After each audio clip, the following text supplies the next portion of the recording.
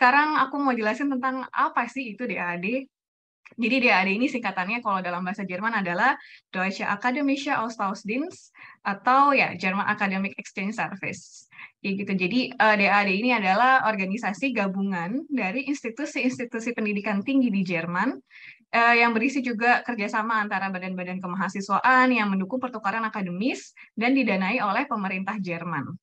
Jadi bisa dibilang DAAD ini tuh kayak LPDP-nya Jerman kayak gitu. Mereka memberikan dukungan berupa ya akademik, berupa dana untuk penelitian-penelitian atau S2 atau S3 atau bahkan juga ada beasiswa untuk S1 tapi bukan full time yang kita bisa kuliah S1 di Jerman dari semester 1 sampai semester akhir kayak gitu. Bukan kayak gitu kalau untuk yang S1, tapi yang untuk S2 tuh baik banget programnya. Nah, programnya apa aja sih di beasiswa DAAD ini? Nah, yang pertama nih ada University Summer Course, jadi Hochschule Summer Course ya, HSK kalau bahasa Jermannya. Dan ini diselenggarakan di Jerman untuk mahasiswa S1 dan S2. Jadi bisa dibilang S1 tuh kurang lebih cuma ada ini doang sama satu lagi programnya kayak gitu. Jadi aku akan bahas yang ke S2 atau S3-nya aja ya. Lebih fokus ke sana. Jadi ada apa namanya? Jadi kalau misalnya teman-teman S2-nya di Indonesia tapi pengen pengen ke Jermannya untuk summer course aja bisa cobain beasiswa ini. Kebetulan aku juga pernah apply beasiswa hostel summer course ini atau ya summer course di Jerman waktu tahun 2015 tapi sayangnya nggak lolos waktu itu. Jadi bisa dibilang apa namanya beasiswa ini adalah beasiswa pertama yang aku apply dan dari kegagalan ini aku bisa belajar kayak gitu untuk bisa dapetin beasiswa di program aku yang sekarang. Dan yang kedua adalah beasiswa S2 di bidang arts, jadi semacam eh, apa namanya beasiswa di bidang art untuk arsitek, musik, visual dan performing arts kayak gitu. Jadi ini beasiswanya sebenarnya ada yang untuk S2 dan juga untuk S3.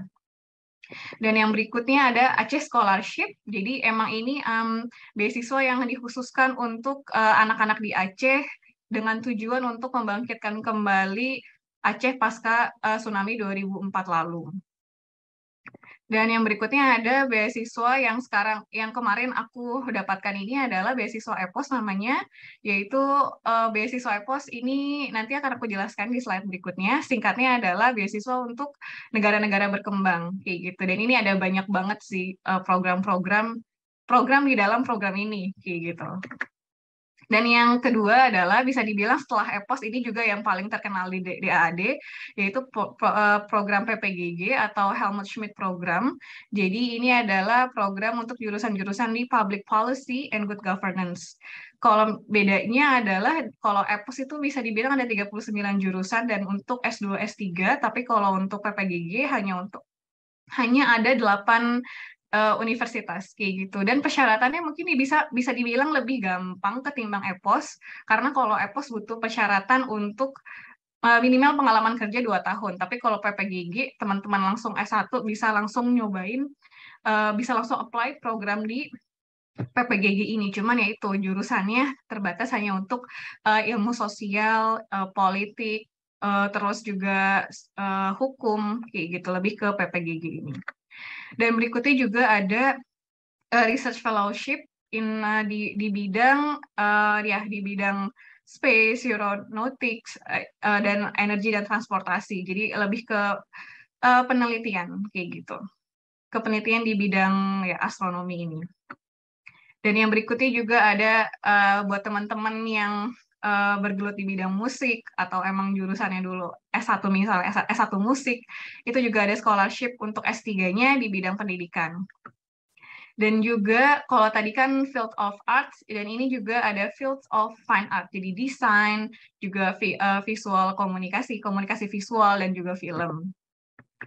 Dan yang berikutnya lagi, program berikutnya itu ada in-country atau in-region scholarship program untuk di daerah Asia Tenggara. Jadi program ini kalau nggak salah tuh ada 4 atau 5.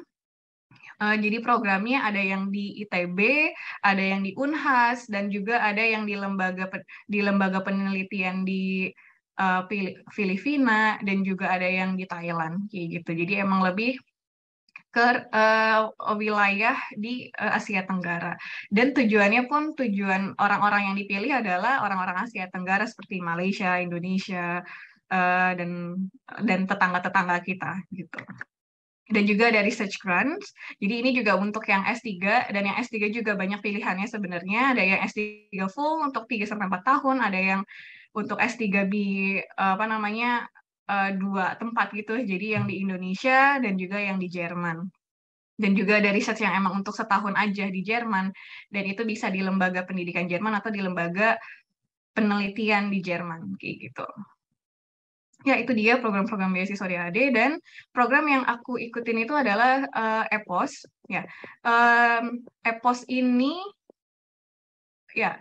adalah program program program yang ditujukan untuk negara berkembang. Sebenarnya hampir bisa dibilang semua program-program beasiswa DAAD ini tujuannya adalah untuk negara-negara berkembang yang diharapkan setelah lulus nanti bisa punya komitmen untuk membangun negaranya, kayak gitu. Jadi berkomitmen untuk bisa berkontribusi di bidang apapun setelah lulus nanti, kayak gitu.